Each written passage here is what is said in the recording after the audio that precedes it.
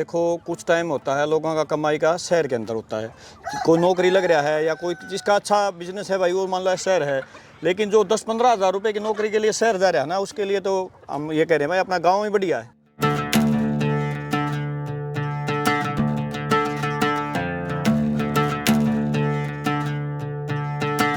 जो खर्चा होना था ना पीछे हो लिया, कि अपनी हम इसको फीड के ऊपर 1 रुपये का खर्च नहीं करने वाले।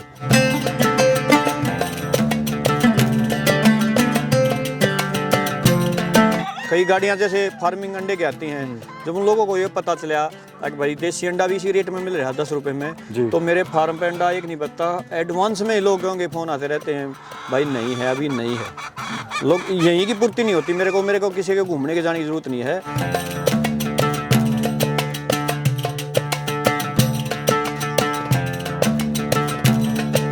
मुर्गी 500 रुपये का रखा है और मुर्गा अपना 1000 रुपये का है।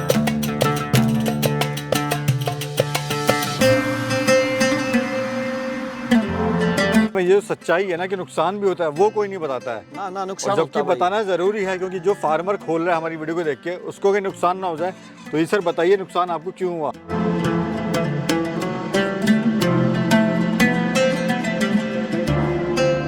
इससे सीखने को यो मिल गया भाई, दूसरे का भरोसा ना करके अपना खुद पे विश्वास रख के काम करना पड़ेगा।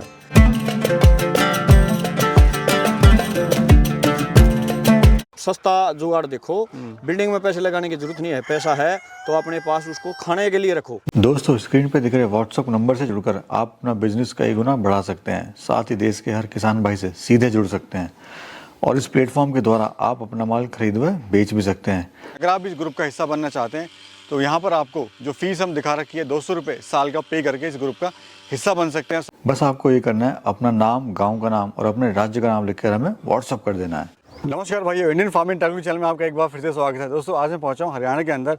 यहां पर मैं आपको ऐसे युवा साथी से मिलाऊंगा जो शहर में यानी दिल्ली में रहते थे, 6 साल दिल्ली में रह के आने के बाद वापस अपने गांव में आए, यहां पर देसी मुर्गी पालन शुरू करा। दोस्तों, आज ये काफ़ी खुश हैं। शहर की तो भागदौड़ भरी जिंदगी उसको छोड़ के वापस गाँव में आकर यहाँ पर देसी मुर्गा, वो भी फ्री रेंज फार्मिंग कर रहे हैं। दोस्तों, देसी मुर्गा पालन करके आप कैसे अच्छा खासा प्रॉफिट कमा सकते हैं, या फिर आप देसी मुर्गा पालन शुरू करना चाहते हैं तो कैसे शुरू कर सकते हैं। तो चलिए जानते हैं और साथ ही मिलवाते हैं आपको किसान भाई से। सर नमस्कार। नमस्कार जी भाई साहब, कैसे हैं अनिल जी? बिल्कुल बढ़िया जी। बड़ा अच्छा लग रहा है सर, शहर की जो भागदौड़ भरी ज़िंदगी है उसको आप छोड़ के वापस गांव में आए और यहाँ पर आपने एक अच्छा खासा एक रोज़गार तलाशा, वो भी फ्री रेंज फार्मिंग, देसी मुर्गी पालन जी। वो जो स्टोरी है वो भी हम जानेंगे। पहले हमारे जो दर्शक आपको दिख रहे हैं, थोड़ा अपना परिचय दीजिए। नमस्कार जी, मैं भाई सुनील, गाँव है मेरा जिंद्रान, कलानपुर के पास, रोहतक मेरा शहर लगता है। और ये जो फ्री रेंज का है, ये अपना खेतों में ही बना रखा है, अपनी साग सब्जी के साथ अपना फार्मिंग का काम चालू कर रखा है हमने। अनिल जी, दिल्ली में आप कितने साल रहे, वहाँ पे क्या करते थे?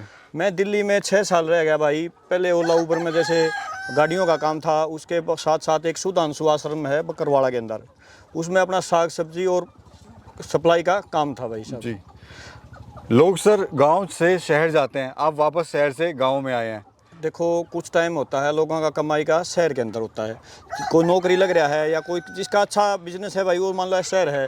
लेकिन जो 10-15 हज़ार रुपये की नौकरी के लिए शहर जा रहा है ना, उसके लिए तो हम ये कह रहे हैं भाई अपना गांव ही बढ़िया है। जैसे कोई भी अपना छोटा धंधा कर सकता है, कम से कम जिसका 1-2 किला है वो अपनी साग सब्जी से भी, या अपना देसी जो भी कोई भी रोजगार, कोई ज़रूरी नहीं है कोई फार्मिंग करे, कोई साग सब्जी का है, कोई खेती बाड़ी का है, कोई भी अपना रोजगार चालू कर सकता है। इतने में मान लो अपने नज़दीकी शहर रोहतक में भी काम मिल जाता है जी। तो सर ये बताइए, जैसे आप शहर में रह रहे थे, तो ये आइडिया आपको कैसे आया कि मेरे को मुर्गी पाल, अचानक से बना ये आइडिया या फिर कोई प्लानिंग थी कि वापस गांव में जाना है मेरे को? देखो 20-22 साल पहले हमने एक ये अपना जो फार्मिंग मुर्गा होता है ना, इसका देसी जो ये सफ़ेद वाले बोलते हैं अपना, इसका फार्म बनाया था हमने। 95-96 की बात है। उस टाइम पे बर्ड फ्लू की बीमारी आई थी, मुर्गा ने मान लो पूरे के पूरे फार्म खाली करने पड़े थे। फार्म तो हमने मान लो 20-22 साल पहले भी करा करते, लेकिन वो था फार्मी जो बच्चे हुआ करते उनका जी।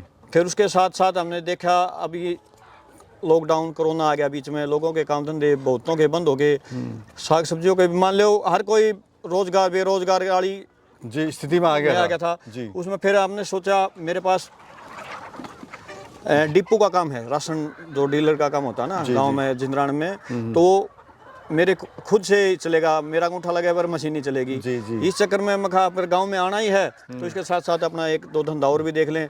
अपनी साग सब्जी लगा रखी है और भाई साथ में फिर मैं कहा 2-3 मित्र थे, बोले आप फार्म बनाएंगे, मैं कहा चलो भाई एक बना लो। फार्म तैयार कर कितना समय आपको हो गया इसको करते हुए सर? 2 साल हो गए जी अपने को। 2 साल हो गए हैं। बर्ड कौन सी है आपकी ये RIR का है और ब्लैक एस्ट्रोप का है।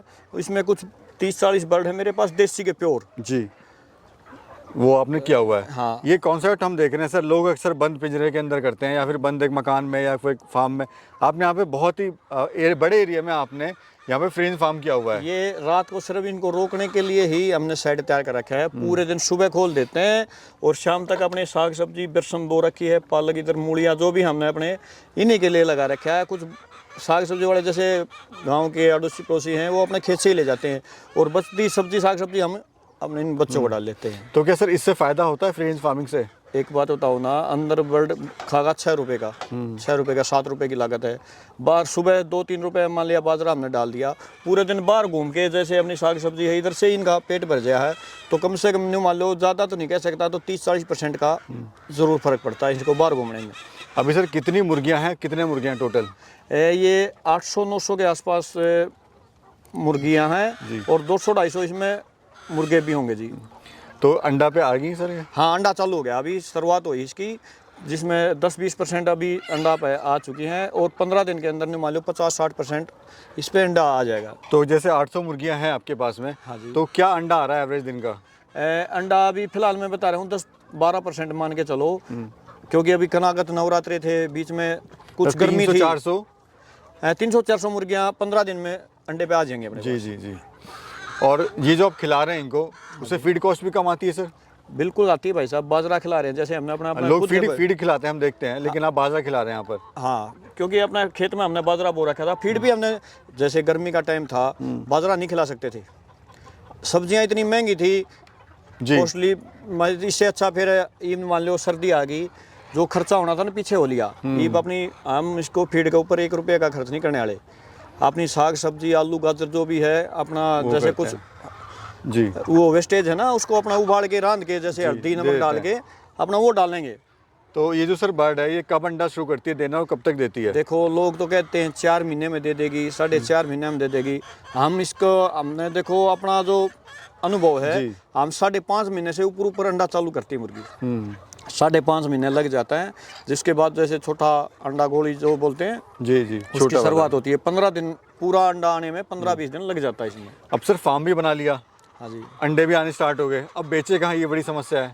बेचने की कोई समस्या नहीं है जी। अंडे के लिए तो न्यू मान लो आप शहर, जैसे मेरा कलानौर शहर नज़दीक लगता है, इसमें मान लो घनी नहीं कह रहा तो लाख अंडा, कई गाड़ियां जैसे फार्मिंग अंडे की आती हैं, जब उन लोगों को ये पता चला कि भाई देसी अंडा भी इसी रेट में मिल रहा है 10 रुपये में, तो मेरे फार्म पे अंडा एक नहीं बचता। एडवांस में लोगों के फ़ोन आते रहते हैं, भाई नहीं है अभी नहीं है। लोग यहीं की पूर्ति नहीं होती, मेरे को किसी के घूमने के जाने की जरूरत नहीं है। मुर्गी 500 रुपये का रखा है और मुर्गा अपना 1000 रुपये का है। अच्छा, मुर्गी 500 और अंडे वाली मुर्गी मुर्गा 1000 रुपये का, मुर्गा 1000 और अंडा आप 8-10 रुपये का दे रहे हैं? 10 रुपये का फार्म से ही? फार्म से ही जी। अच्छा सर एक सच्चाई और जान लेते हैं, नहीं सर प्रॉफिट बताइए, कितना प्रॉफिट आप ले रहे हैं अभी? देखो प्रॉफिट के साथ साथ भाई नुकसान भी लिया है। मैं आपको पहले भी बता चुका हूँ, 1-2 महीने पहले जब बारिश का टाइम था, जब इसमें मैंने नुकसान भी खाया है। 4-5 मेरे 1000-1200 बर्ड बारिश के कारण मर गए थे। असल में ये जो सच्चाई है ना कि नुकसान भी होता है, वो कोई नहीं बताता है ना नुकसान, जबकि बताना जरूरी है, क्योंकि जो फार्मर खोल रहा है हमारी वीडियो को देख के उसको कोई नुकसान ना हो जाए। तो ये सर बताइए नुकसान आपको क्यों हुआ? भाई बारिश आ गई, गेट सारे बंद थे, बाहर फ्री रेंज में घूम रहे थे, बारिश एकदम तेज आंधी और इतनी ज़बरदस्त बारिश आ गई, पानी भर गया पूरे फार्म में, बच्चा सारा भीग गया। एक कोने में जब भी कोई पक्षी आता है या कोई भी जैसे बारिश आ जाती है, सारी एक जगह इकट्ठे हो जाते हैं। जो नीचे के बच्चे थे ना, मान लियो 2200 बच्चे इसमें फ्री रेंज में घूम रहे हैं, और एक जब इसको ऊपर जाके बैठेंगे तो नीचे वाले बच्चा दब जाएगा, तो दब के यूँ मान लो 300-400 बर्ड एक दिन में नुकसान खाया हुआ है।